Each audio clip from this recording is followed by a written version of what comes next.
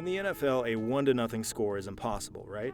You can't just score 1 point by itself. It's not mathematically achievable. 1-1 is an impossible score, so are 2-1, 3-1, 4-1, 5-1, and 7-1. 6-1 is possible. Thanks to an obscure loophole in the NFL rulebook, a final score of 6-1 can technically happen. It would require a turn of events so staggeringly, stupidly unlikely that I'm almost positive it will never happen under current NFL rules, but because it's technically possible, a score of 6-1 is the crown jewel of Scorigami, a word I made up. It's the art of building final scores that have never happened before in NFL history. Even after a century of play and more than 15,000 games, this beautiful craft is still alive today.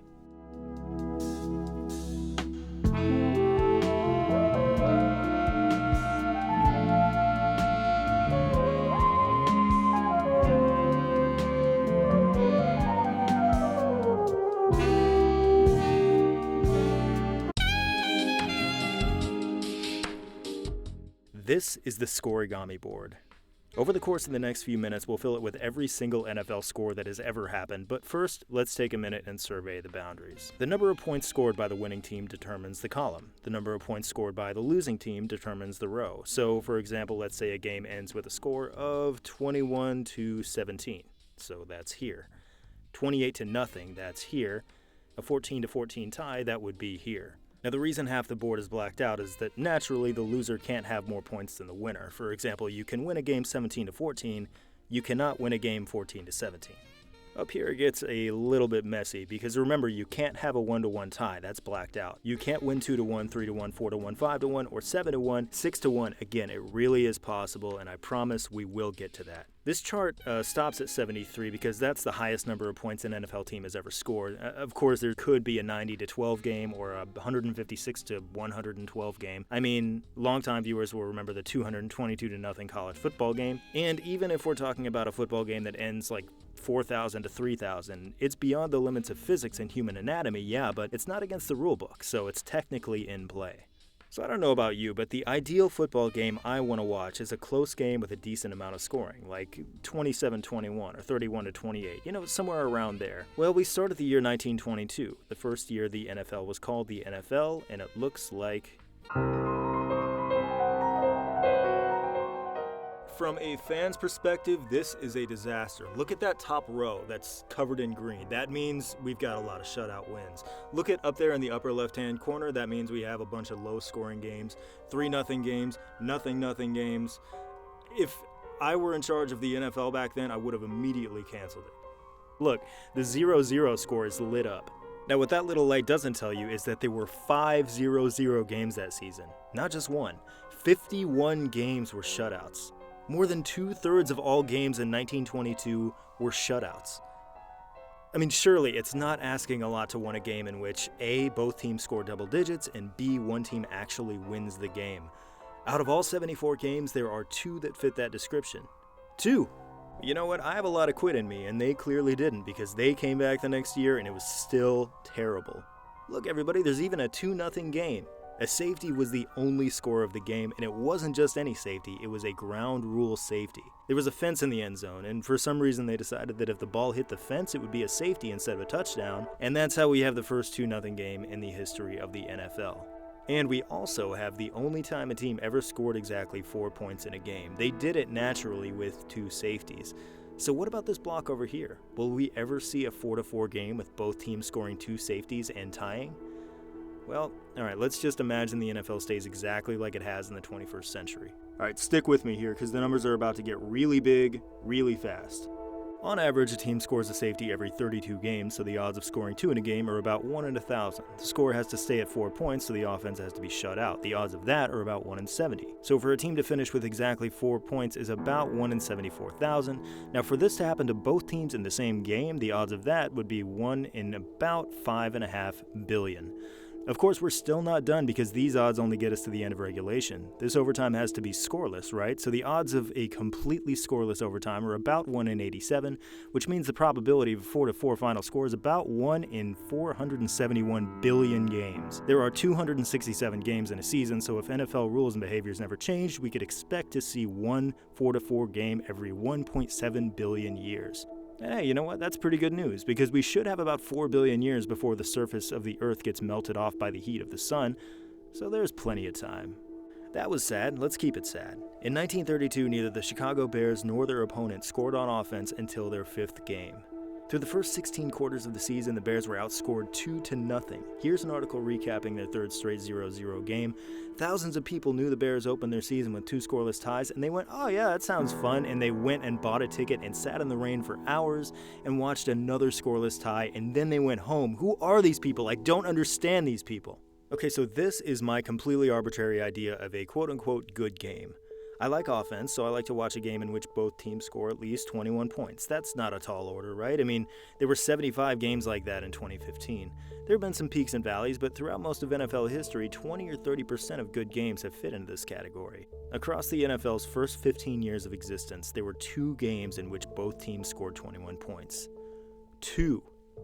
But hey, if one-sided clobberings are your kind of deal, the early NFL just might be for you.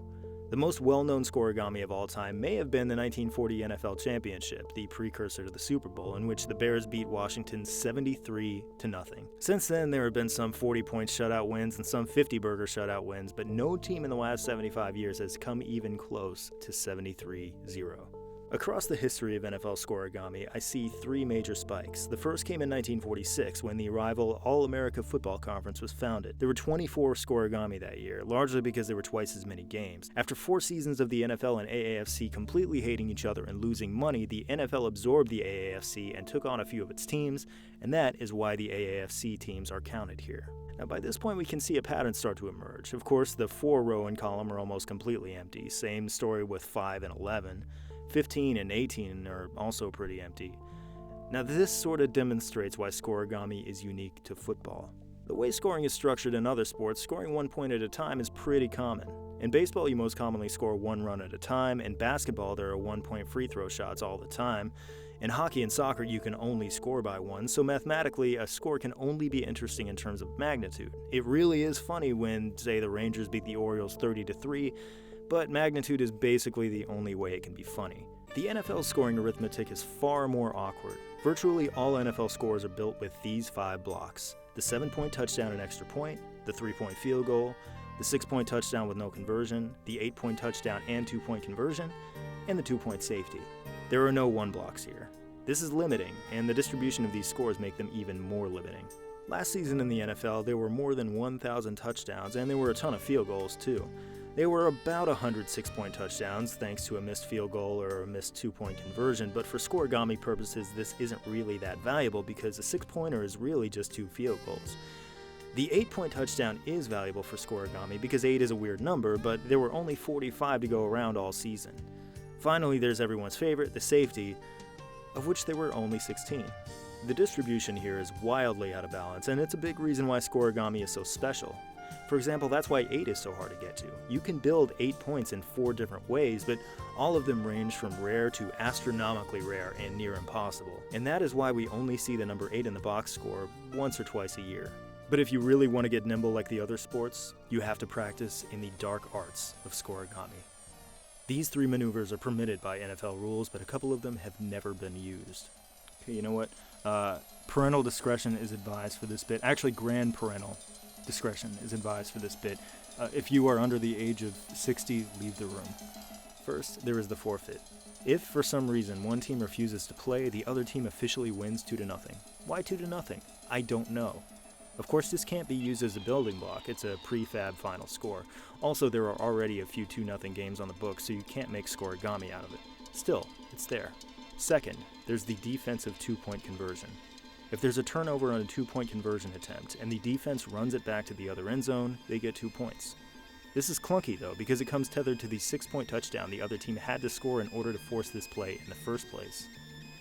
And third, there's the defensive 1-point safety. Now, some of you are thinking, wait, I saw this in college football one time, didn't I? I know what you're talking about. You're talking about this, right? We have an unusual ruling. The ball was blocked, point carried back into the end zone, and declared dead by the defense. That play results in a 1-point safety. And yes, that was crazy, but ultimately that just results in a 7th point, which is nothing special in the world of Scorigami. This is not that. I'm talking about something far, far stupider than that. And I promise we will get to it. Alright kids, we're back. In 1960, we see another huge increase in Scorigami. The most obvious reason for this is the founding of the AFL, which featured 8 new teams that would eventually join the NFL. The second, sneakier reason is that unlike the NFL, the AFL allowed for the two-point conversion. Over the next decade, AFL teams would score 80 two-pointers. Even one of those blips is enough to tip a highly conventional score into Scorigami. And it works the other way too. In 1961, the Oilers and Bills were well on their way to a super conventional 28-17 game.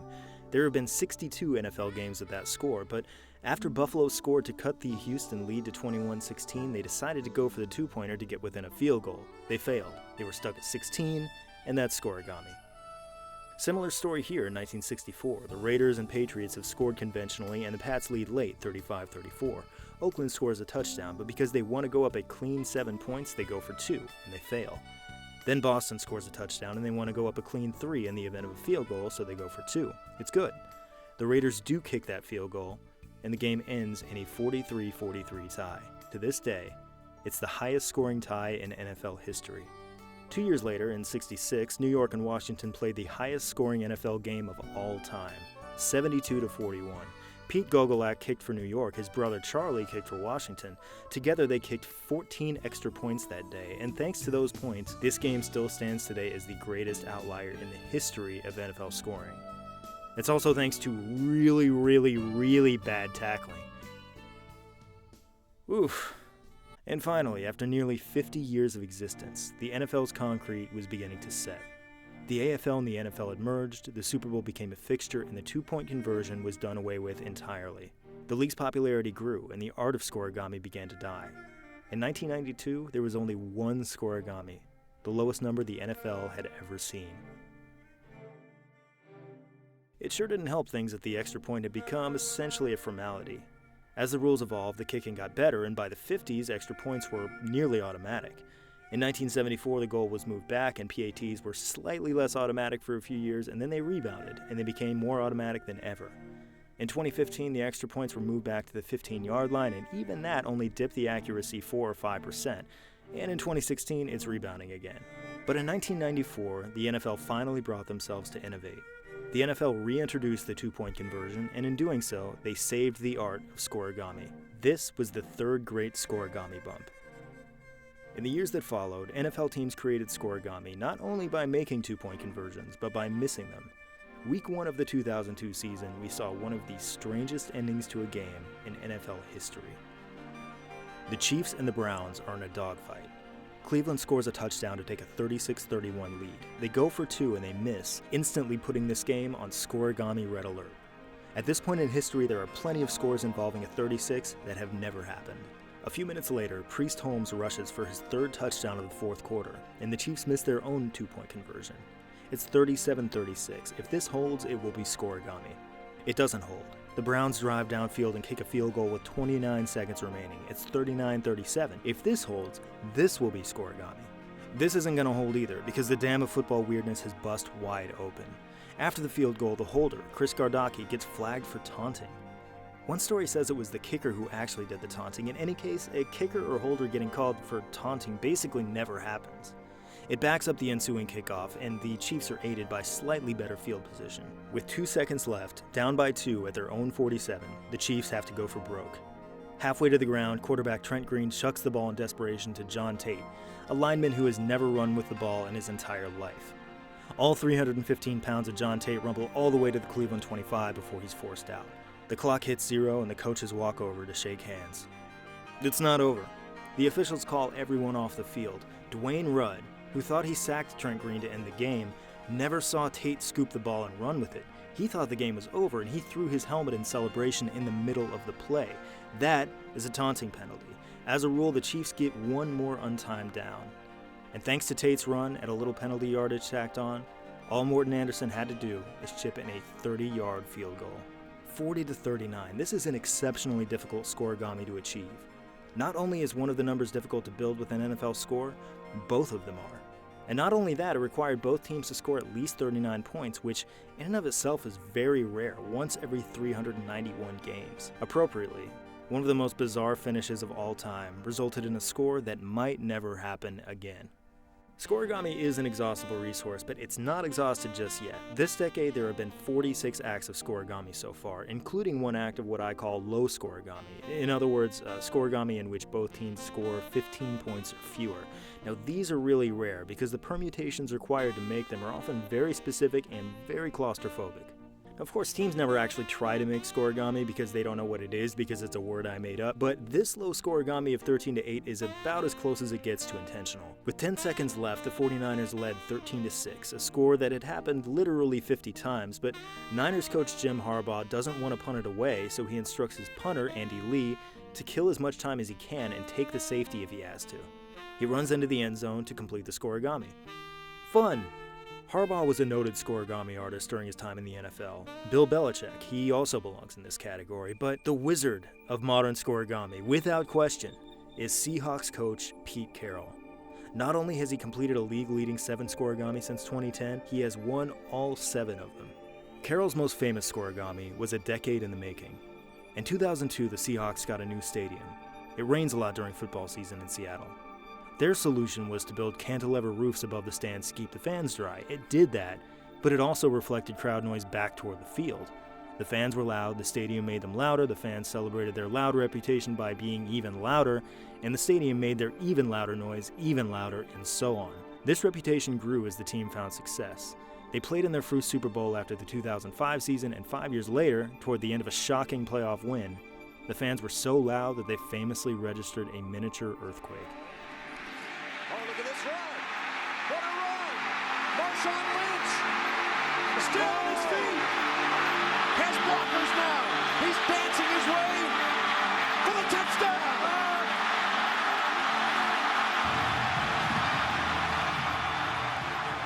This made Seahawks fans world-famously loud, and they seemed determined to uphold that reputation. Years later, the Seahawks went to the Super Bowl across the country, and the fans came with them. On the first play from scrimmage, the noise was deafening. Peyton Manning turns to adjust the play. His center doesn't hear him. It's snapped over the head of Peyton Manning. It was the first game since at least 1994, and maybe the only NFL game ever, to start with a safety on the first play from scrimmage. It established both Seattle's dominance and Denver's awkward numerical footing, and both made possible a 43-8 Super Bowl Scorigami.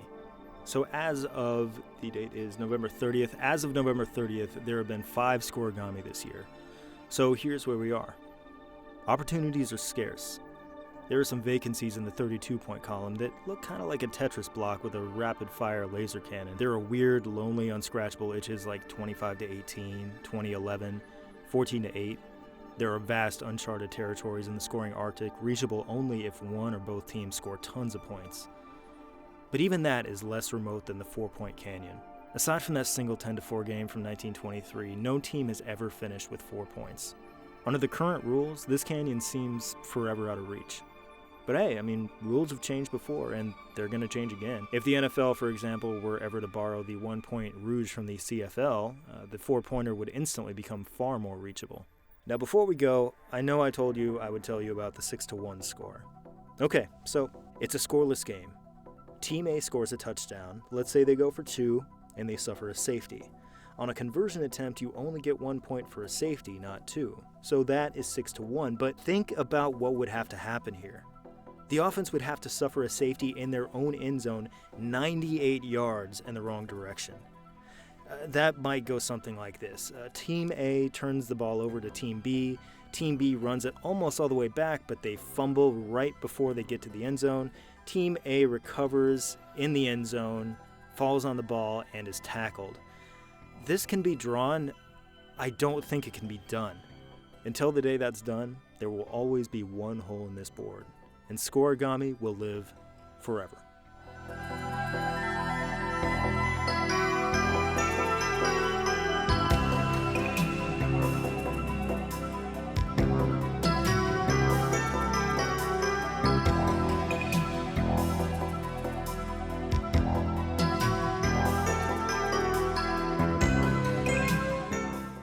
Looking for more great videos on YouTube?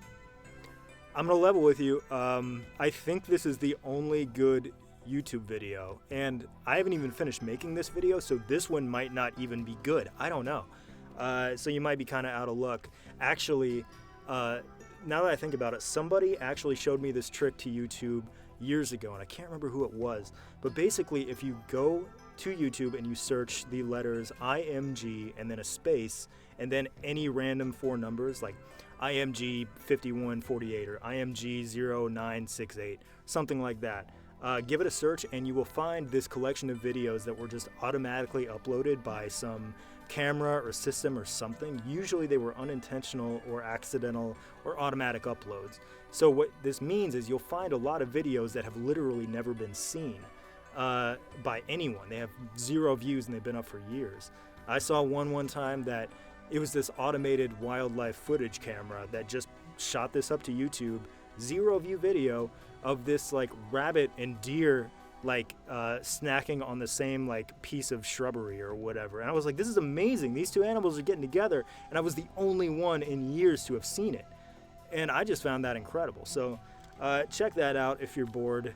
Don't go anywhere else on YouTube or the internet ever. Oh, and actually, know what? Go to ProFootballReference.com and the entire family of sports reference websites.